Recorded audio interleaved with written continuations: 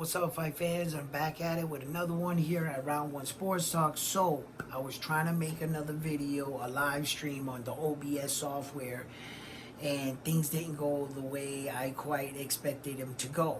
As you can see, I had like the picture and then the back screen, the mic was echoing, it sounded horrible. I just don't know how to take that down yet, and it's not popping up on my YouTube, so I was going to make this video right here off my phone just to let my viewers know that we're working through some technical difficulties here at Round 1 Sports Talk. So while I'm here anyway, let's touch up on a couple fights of what happened this past weekend. We had Valdez versus Navarette. Navarette came into that fight, the WBO champion. He came into that fight with a record of 37 fights, 1 loss, and 30 big ways by knockout.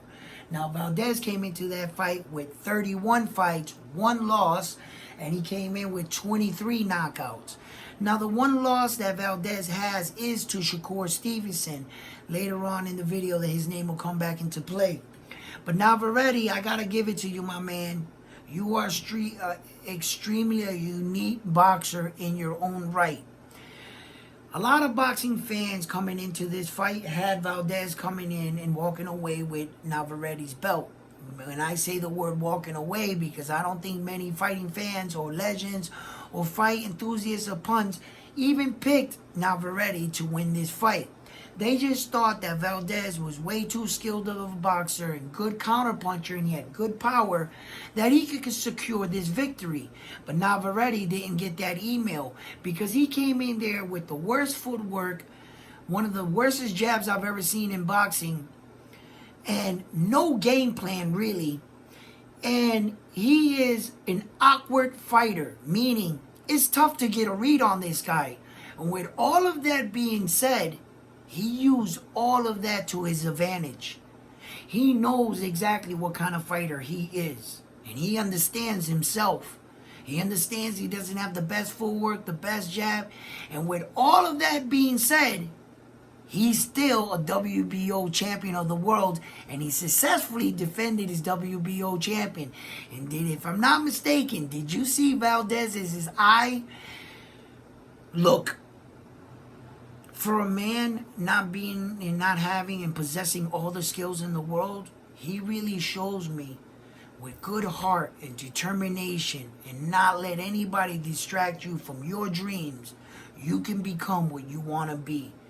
Man, that man right there is a world champion with those kind of skills. Brother, you are a world champion, okay? And nothing less. I give it to you, Navarette, bro. You're doing what most men dream about doing and don't have the heart to go do. And this man is a world champion. Man, I can't believe it. Now, besides that, it really goes to show you that Valdez's team was telling him what to do in the fight. He just couldn't get it together. Navarette was such an awkward fighter. He couldn't get his timing or reads on him. And Valdez, shame on you for not recognizing that early. In the later half of the fight, it seems like Valdez recognized that, and he just started to fight him and started to go forward, right?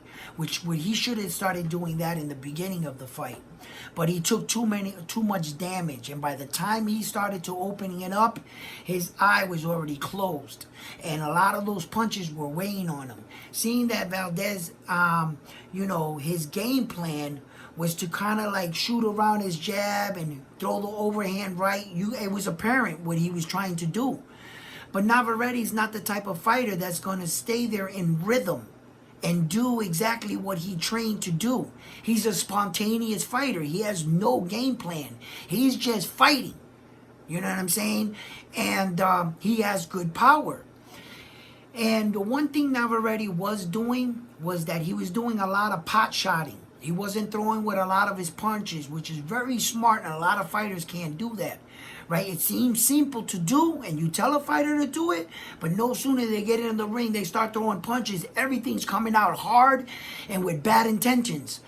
So Navarette was really pacing himself, and he was hitting him, just pop shotting him, pop, pop, pop. But when Valdez came in for that attack, what Navarette lacks in skill, once Valdez came forward, he knew he had him in range, and he let his hands go. And that was the one thing that he did good. He let his hands go. Now, you know, Valdez did what he had to do. He just couldn't. He was just Navarette's night. Now, that at the end of the fight, they asked him, would he fight Shakur Stevenson? Being the warrior that he is, of course, and being a champion, he's going to say yes. He's going to say yes. He's not... What kind of champion's going to be, oh, no, I wouldn't fight him. I'm just going to duck him. I got other fights, other plans. You know what I'm saying? At least he's daring to be great. There are a lot of other men in that division that will not fight Shakur Stevenson. And since the fight that he wants against Tank Davis is not going to emerge, because Regis Poirier is all over social media talking about things he really shouldn't be talking about. Regis, my man, don't worry about the politics in the fight. Focus on the fight. This is probably going to be the biggest fight in your career, and you're going to want to win it. You know, let Eddie Hearns and Devin Haney's dad, Bill Haney, talk about the logistics to the fight. I understand that you got a contract that you signed, but it was also stated on the original contract that the venue's date wasn't locked in. That means that that date was subject to change. So don't worry about all that. Just focus on the boxing. You're going to need it. Listen, so that's coming. That's another fight that's trying to be signed, but fights that are signed and that we are going to get is Canelo Alvarez against Jermell Charlo. Now that fight is scheduled for in September, at the ending of September. I believe it's September 30th. Now, a lot of people have criticized Canelo Alvarez for being a weight bully and for dragging people up to his weight division and knocking them out. With this time, this fight right here stands to be interesting because we have Jermell Charlo, which is he has all 4 belts at 154 pounds. Even though he's a little smaller of the guy, he's definitely not the shorter of the guys. Okay, so I can see him piling on the weight, and with his skill, hopefully, if he can get Canelo Alvarez out of there in the earlier rounds, perhaps even knock him out in the earlier rounds, he won't have to worry about the back end of the fight or adjusting to the weight. Apply that pressure, man, and go for the gusto right off the rip. If he's thinking about going 12 rounds with Canelo Alvarez, I'm sorry, but Canelo Alvarez can go 12 rounds, and he carries his power the entire 12 rounds. If you don't make short work of this man right here, I think the back end of the fight could belong to Canelo Alvarez. I don't know because I've never seen a Jermell Charlo at 168, so I don't have anything to work on. I can't judge him fighting at 168 because I've never seen him there. You know what I'm saying? I don't know what he looks like there, but I do know what Canelo Alvarez looks like at 168. He has all 4 belts. That should tell you all right there. You know what I'm saying? So this is a very, very, very dangerous fight for Jermell Charlo, okay? In other boxing news, Naoya Inoue is scheduled to fight Tapales. Once again, that is a fight I cannot wait for.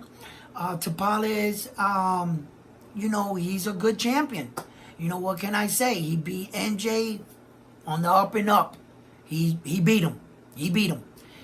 And right away, he said he wanted to challenge himself to be great. He wanted the winner out of the Stephen Kubo Fulton and Naoya Inoue fight. That fight finished. That fight took place in Japan. Naoya Inoue was victorious. He knocked out Stephen Kubo Fulton in the 8th round. And now they are scheduled to meet. Look, a great many things are being said about Naoya Inoue right now, and if you're just new to my channel right now, or if you've been a subscriber to my channel, we've talked about this. You know, I really believe that Naoya Inoue is a special fighter, you know, and it's a joy to watch him fight, you know, because in this boxing game, the sweet science, what I like to see about the sweet science, Naoya Inoue is all that and then some. You know what I'm saying? So, I really appreciate watching him fight. Tapales, I like to see some of Tapales' fights. I've only watched his last 3 fights, if I'm being honest. You know what I'm saying? And to do my assessment off his last 3 fights, I'm not going to do that. I'm not going to do that. I'm not going to judge, and I'm not going to hold Tapales to his last 3 fights going into the fight with Naoya Inoue. I can't do it. You know why? Because none of those men were Naoya Inoue in front of Tapales. And Tapales is not going to fight Naoya Inoue like he fought the 3 of those men. So with that being said, I know we're going to get a better version of Tapales. I know he's going to be in the best shape of his life. And I know he's going to bring the best fight that he's ever brought against this man right here. Now, what are we going to see with Naoya Inoue? Like I always say, Naoya Inoue only has to be himself. That's it. And we'll talk further along on that fight as we get closer to that. So, Regis Prograis and Devin Haney are scheduled to have a fight. Anthony Joshua's fight, Dylan White, tested positive for PEDs. So they're getting him a last-minute replacement. So that fight should be on schedule. I believe that fight will be on for this Saturday. So that's good that Anthony Joshua is really getting in there and mixing it up with some of the bigger of the heavyweights, because he's really serious about becoming heavyweight champion again. He's not content with just having a couple fights and fading off into the sunset with the accomplishments he's already accomplished. No, he wants more. I respect you, my man, because you still got a lot of fight in you. You know, so, and that's what a real champion's supposed to do. I have no idea what Deontay Wilder doing or what's going on with the heavyweight landscape. You know, it's obvious that Alexander Usyk here is going to fight this guy from the UK there, the Brit fighter there, right? But if I had to be perfectly honest, the Brit fighter is still not ready. Dubois is not ready for him. Dubois is like, you know, he's a big guy. You know, he looks good. His chin is suspect. I gotta be honest. His chin is suspect. You know, and that last fight and that last performance he had that guy stepped on the gas, he would have got Dubois out of here. Okay, that was, I don't know if that guy was paid to do that or he just didn't capture on his opportunity. But I dare any of you to go look Dubois' back last fight, and you tell me what you think about his last performance. I don't even think he's going to get out of the 5th round with Usyk. I don't think it's going to go past 5 rounds. Usyk's going to rock him. So, yeah, that's what I have for you. I'm sorry about the last video before this one, which is probably going to be, you're going to get a notification, and you're going to see me in this same shirt, and you're going to think that it's that video. Hopefully you check out this video, me clarifying all that. You know, that was a test run video. Ignore that one, please. Now that I know kind of what I can sound like, it does not sound like that here versus recording it on live. I can tell you that much, because I thought I had all the settings down already. So, that's all I have for you fight fans today. Please like the video, subscribe, share the videos, and like always, I'm on to the next one. Peace.